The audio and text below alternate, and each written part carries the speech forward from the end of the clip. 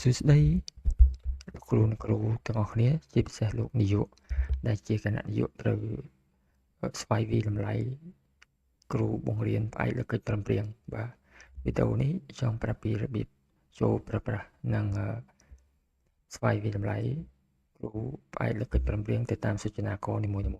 ចឹងជាដំបូងលោកគ្រូមាន link ដែលខ្ញុំមិនបង្ហាញនេះលោកគ្រូចូលយកពាក្យ scan QR បាទបន្ទាប់មកលោកគ្រូសូមចុចពាក្យជ្រើសរើស QR បាទឧទាហរណ៍ខ្ញុំទុកថានៅកន្លែងនេះចុះបាទហើយយើងចុចលើ QR ហ្នឹងមកបាទអញ្ចឹងវាទាញទៅបឋមសិក្សាបាទនេះសាលាបឋមសិក្សាសម្រងពេទ្យអញ្ចឹងពេលដែលលោកគ្រូជាពិសេសលោកយុចូលមកឃើញបែបនេះសូមលោកគ្រូកុំភ្លេចទៅបដូរឈ្មោះរបស់គាត់នៅក្នុងប្រព័ន្ធគ្រប់គ្រងសាលារៀនបាទកន្លែងនេះដើម្បីលុបឈ្មោះនេះបាទអញ្ចឹងលោកគ្រូធ្វើមិនទៅវងអញ្ចឹងលោកគ្រូចូលមកឃើញរូបភ្នែកមែនទេលោកគ្រូបាទអញ្ចឹងពេលដែលលោកគ្រូចូលរូបភ្នែកលោកគ្រូចុចលើរូបភ្នែកហ្នឹងមកបាទពេលដែលលោកគ្រូចូលរូបភ្នែកហ្នឹងមកលោកគ្រូថាខ្ញុំកែបានអញ្ចឹងកន្លែងដែលលោកគ្រូធ្វើកែគឺជើងចូលបំពេញឬក៏ចំហៀងអញ្ចឹងលោកគ្រូចុចលើចំហៀងយកតែម្ដងមកបាទចុចចំហៀងចូលមកម្ដងលោកគ្រូនឹងឃើញលេខរៀងទី1គឺព័ត៌មានអញ្ចឹងកន្លែង logo នេះគឺតម្រូវឲ្យលោកគ្រូជ្រើសរើស logo សាលាបើសិនជាលោកគ្រូអត់មានទេលោកគ្រូអត់បំពេញទេបាទគឺចំហបាទហើយកន្លែងនេះទៀតគឺតើទៅនឹងឈ្មោះអង្គភាពកន្លែងនេះលោកគ្រូអត់អាចលុបបានទេកាលណាលុបវាអាចនឹងដាច់អញ្ចឹងកុំប៉ះពាល់កន្លែងហ្នឹងគឺលោកគ្រូទៅដូរក្នុងប្រព័ន្ធគ្រប់គ្រងសាលារៀនបាទកន្លែងនេះឆ្នាំអញ្ចឹងលោកគ្រូបំពេញលេខមកលេខ1បាទ1ឆ្នាំបាទអញ្ចឹងចេញនៅខាងនេះបាទប្រព័ន្ធស្វ័យប្រវត្តិអញ្ចឹងយើងតែពាក់កណ្ដាលឆ្នាំហើយរើសការបាក់ចែកទៅបាទលោកគ្រូដាក់ថ្ងៃណាឧទាហរណ៍ថាគាត់ចូលខែ11អញ្ចឹង11បាទរហូតដល់ឥឡូវថ្ងៃទី8បាទប៉ុណ្ណឹងមកបាទចប់ចំណុចទី1ផ្នែកខាងលើនេះបាទប៉ុន្តែកន្លែងមុខងារតំណែងនេះមិនមែនដាក់គ្រូបង្រៀនផ្អែកលើកិច្ចព្រមព្រៀងទេគឺយើងដាក់លេខកូដគ្រូបង្រៀនផ្អែកលើកិច្ចព្រមព្រៀងហ្នឹងគឺតំណាងឲ្យលេខកូដគឺយើងដាក់ PED 007ប៉ុណ្ណឹងមកគ្រូបាទមកតំណែងលេខកូដតំណាងឲ្យគ្រូកម្រិតបឋមប៉ុន្តែជាគ្រូបង្រៀនផ្អែកលើកិច្ចព្រមព្រៀងបាទបន្តមកទៀតលោកគ្រូចូលលើការព្រមព្រៀងការលើព្រមព្រៀងលោកគ្រូបានបំពេញហើយនេះជារបស់គាត់ខ្ញុំមកសូមអត់ប៉ះពាល់គ្រាន់តែខ្ញុំសូមបញ្ជាក់កន្លែងចំណុចទី1ចូលរួមវគ្គបណ្ដុះបណ្ដាលនានាដែលរៀបចំដោយក្រសួងអប់រំយុវជននិងកីឡាគឺកន្លែងនេះមានន័យថាលោកគ្រូដែលជាគូកិច្ចព្រមព្រៀងហ្នឹងឈ្មោះរបស់គាត់ហ្នឹងគាត់មានបានចូលរៀនវគ្គបំពន់ផ្សេងអត់បាទដូចជាការដែលគាត់ទៅរៀននៅវគ្គគរុកោសល្យហ្នឹងក៏ក្រសួងអប់រំជាអ្នករៀបចំដែរហ្នឹងគឺយើងគូគ្រីឧទាហរណ៍កន្លែងចូលរួមយុទ្ធនាការយើងត្រូវគូគ្រីគាត់ទោះគាត់ចូលមកពាក់កណ្ដាលខែ 2-3 ខែមកផុតក៏យើងនៅគូគ្រីគាត់ដែរបាទរៀបចំកិច្ចតែងការអីហោហែនេះគឺតើគាត់បានធ្វើជាប្រចាំទេហើយមានផុសតាងដល់ជួនលោកយុពេលចុះអធិការកិច្ចទេបាទអនុវត្តតាមការប្រើប្រាស់ឧបករណ៍ប្រចាំងស្លាយនេះយើងត្រូវមើលថាការប្រើប្រាស់ PLP គាត់ជាប្រចាំអត់ឬក៏គ្រាន់តែម្ដងម្កាលហើយប្រើទូ Smart TV ម៉ាស៊ីនស្លាយហ្នឹងយើងត្រូវមើលគាត់អញ្ចឹងលោកយុត្រូវពិនិត្យបច្ចេកបានច្បាស់លាស់ក្នុងការពិនិត្យលើសូចនាករទាំងអស់នេះផ្ដល់ការបង្រៀនអប់រំបណ្ដុះបណ្ដាលបរិច្ចាគចំណេះដឹងតម្រង់ទិសវិជ្ជាជីវៈទៅកុមារតើគាត់មានការបណ្ដុះបណ្ដាលបរិច្ចាគចំណេះដឹងនឹងច្បាស់លាស់នេះពេលដែលលោកគ្រូចុះអធិការកិច្ចអង្កេតហ្នឹងលោកនាយកបាទហើយសូមបញ្ជាក់ការធ្វើស្វ័យវិតម្លៃនេះគឺលោកនាយកតែម្ដងមិនតម្រូវឲ្យគ្រូ ICT នាយករងជាអ្នកស្វ័យវិតម្លៃឬក៏គ្រូបង្រៀនផ្នែកលើកិច្ចព្រមព្រៀងវិតម្លៃទេគឺលោកនាយកជាអ្នកស្វ័យវិតម្លៃជូនដល់លោកគ្រូជាគ្រូកិច្ចព្រមព្រៀងហើយគ្រូកិច្ចព្រមព្រៀងគ្រាន់តែគាត់ចូលកណនីគាត់ផ្ញើហត្ថលេខាហើយនឹងសរសេរឈ្មោះដូចជាការស្រេចនិងពិនិត្យមើលសូចនាករតែត្រឹមត្រូវតាមការអនុម័តរបស់លោកនាយកក្នុងការស្វ័យវិតម្លៃអត់បាទផ្ដល់ការបណ្ដុះបណ្ដាលអប់រំនិងជីវិតចរិយាធម៌និងបរិបទបទពិសោធន៍របស់កុមារតែគាត់ដែលបានបណ្ដុះបណ្ដាលទាំងអស់ហ្នឹងទេដូចជាការអប់រំចរិយាធម៌នៅក្នុងទង់ជាតិជួយផ្សព្វផ្សាយ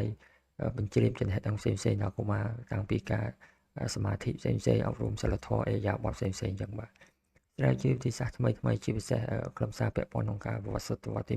21ការបង្កើតអីថ្មីជួយបង្ហាញជូនដល់នាយកសាលាលោកគ្រូទាំងអស់ដើម្បីបានចំណេះដឹងទាំងអស់គ្នាចូលរួមបំពេញសិស្សរៀនយឺតនៅចុងម៉ោងឬបន្ថែមមួយពេលហ្នឹងតើគាត់មានបានជួយបែបអត់អញ្ចឹងលោកគ្រូអញ្ចឹងរដ្ឋសេចក្ដីសូចនាករនីមួយសូមលោកយុថ្លឹងថ្លែងធ្វើម៉េចក្នុងការបំពេញសូមឲ្យច្បាស់លាស់ 100% មិនមានការพูดកុហកទិន្នន័យទេនិយាយចំលោកយុមើលសង្កេតឃើញអីលោកដាក់តាមជាក់ស្ដែងបាទជួយគ្រប់គ្រងការអនុវត្តភាសាបរទេសគាត់មានអត់បើមានគោលគ្រីមកគ្មានទេចំហបាទចូលរួមអភិវឌ្ឍសមត្ថភាពជាមួយគ្រូមង្គល ICT ប្រចាំសាលាក៏រងនិងការបែងចែករបស់បុគ្គលិកនៅពេលដែលគាត់មានចំណេះដឹងថ្មីមួយគាត់យកមកចែកម្លែកជាមួយលោកគ្រូនៅក្នុងអង្គភាពនិងក៏ជាការចែកម្លែកអភិវឌ្ឍសមត្ថភាពដែរបាទចូលរួមជាមួយគណៈគ្រប់គ្រងសាលាលើការគ្រប់គ្រងទិន្នន័យបឋមអញ្ចឹងគាត់មានបានធ្វើចូលរួមជួយយើងអីអត់អញ្ចឹងណារៀបចំដឹកនាំសិស្សបែងចែកជាគម្រោងជាពិសេសគ្រូចាប់ផ្នែកទី4ទី5ទី6ការអនុវត្តកម្មវិធីសៅក្រៅម៉ោងក្រៅម៉ោងបាទផ្សេងតាំងពណ៌ស្នាដៃផ្សេងផ្ដល់ទស្សនៈទានលម្អឬរបាយការណ៍នឹងស្នាដៃអញ្ចឹងកន្លែងនេះគឺតើលោកគ្រូគាត់បានផ្ដល់ទស្សនៈទានផ្សេងកែលម្អរបាយការណ៍ស្នាដៃសិស្សដូចជាការផ្ទះចូលរួមកែលម្អយោបល់សិស្សដើម្បីឲ្យសិស្សទទួលបានលទ្ធផលល្អបាទចូលរួមអនុវត្តលើកកម្ពស់កម្ពុជាវប្បធម៌អហិង្សាគឺមានថាការបង្រៀនរបស់គាត់គឺបែបវិន័យបែបវិជ្ជមានមិនមានការគម្រាមកំហែងប្រឹងប្រែងសារទៅលើកុមារអញ្ចឹងពេលដែលលោកយុអង្កេតគឺសង្កេតបែបហ្នឹងទាំងអស់បាទចូលរួមពិនិត្យនិងផ្ដល់យោបល់លើការរៀបចំផែនការយុទ្ធសាស្ត្រមានគាត់ចូលរួមជួយផ្ដល់យោបល់ในការអភិវឌ្ឍផ្សេងរបស់សាលានៅពេលដែលលោកយុអញ្ជើញហៅចូលរួមប្រជុំជាមួយលោកគ្រូផ្សេងទៀតអញ្ចឹងយើងត្រូវមើលកន្លែងហ្នឹងទាំងអស់គ្នាលោកគ្រូបាទចូលរួមប្រជុំនានានិងប្រជុំបច្ចេកទេសនិងថ្នាក់និទាននៅពេលដែលធ្វើបទបង្ហាញផ្សេងហ្នឹងគឺបានចូលរួមយើងគូគ្រាគាត់ដើម្បីបានបន្ទុករបស់គាត់ចូលរួមដំណើរការក្រុមប្រឹក្សាកុមារអញ្ចឹងតើគាត់មានបានចូលរួមជាមួយក្រុមប្រឹក្សាកុមារអត់បាទទៅទៀតចូលរួមបង្កើតគណៈកម្មការគ្រប់គ្រងថ្នាក់រៀនដឹកនាំអាហ្នឹងតើគាត់បានសហការជាមួយគណៈកម្មការថ្នាក់រៀនរបស់គាត់អីចឹង1 2 3 4 5 6 7ទៅជាមួយមេដាគ្រប់និងអនុវត្តទូនទីភារកិច្ចរបស់ក្រសួងអនុវត្តតិយុត្តបាទអញ្ចឹងលោកគ្រូបំពេញសូចនាករហោហែគូគ្រីមកគឺប្រព័ន្ធចាប់អូតូនីតិនៅក្នុងនេះបន្ទាប់ពីចប់អស់ហើយយើងត្រូវបញ្ជាក់បន្តិចលោកគ្រូកន្លែងថ្ងៃខែយើងត្រូវតែដាក់ថ្ងៃខែគាត់ឧទាហរណ៍ថាទោះតែគាត់មិនបានចូលយុទ្ធនាការក៏យើងដាក់ថ្ងៃហ្នឹងឲ្យគាត់ទៅកិច្ចតែងការនេះថ្ងៃណាមានកិច្ចតែងការជាប្រចាំទៅសេហោហែហ្នឹងមកបាទតម្រង់ទិសនឹងក្មេងនៅថ្ងៃណាគឺទៅសេដើម្បីបាន credit ពិន្ទុរបស់គ្រូកិច្ចប្រឹងប្រែងហ្នឹងចប់ហោហែហ្នឹងមកយើងចូលដល់ចំណុចនេះគាត់នឹងបានបន្ទុកឲ្យ60នេះបំពេញបាន12នៅលើ20បាទនេះដែលអ្វីដែលគាត់បានបំពេញចប់ចំណុចហ្នឹងមួយយើងចូលទៅចំណុចមួយទៀតគឺសមត្ថភាពគឺយើងវិតម្លៃទៅលើវត្តមានប្រចាំថ្ងៃយើងទៅលើនឹងសភៅវត្តមានរបស់គ្រូដែល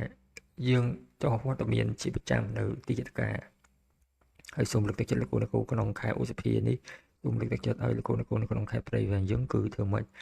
ចុះវត្តមានតាម PLP ជាប្រចាំទាំងសិស្សទាំងគ្រូបាទបន្តមកទៀតតើនឹងការបំពេញការងារគោរពវិន័យអត់បាទគូគ្រីទទួលបាន2បន្ទុកអត់គូគ្រីគឺ0បន្ទុកស្មារតីគោរពឋានានុក្រមនឹងលោកយុដឹងពីការបំពេញគឺគ្មានប្រវត្តិទេឯការបំពេញការងារក្រមសម្ពាធនេះគឺមានន័យថាតើបុគ្គលិកគូកិច្ចប្រឹងប្រែងហ្នឹងគាត់ប្រឹងប្រែងធ្វើការតួលើសប៉ោងលើសអីយើងហៅមកស្មានណាក៏គាត់ចូលរួមធ្វើហ្នឹងយើងបំពេញបន្ទុកឲ្យគាត់គឺមានថាការងារក្រមសម្ពាធទូលំបាកប៉ុណ្ណាក៏គាត់ចូលរួមជួយមិនមែនការងារក្រមសម្ពាធត្រូវលោកនាយកស្ដីបន្ទោសឲ្យនោះទេបាទ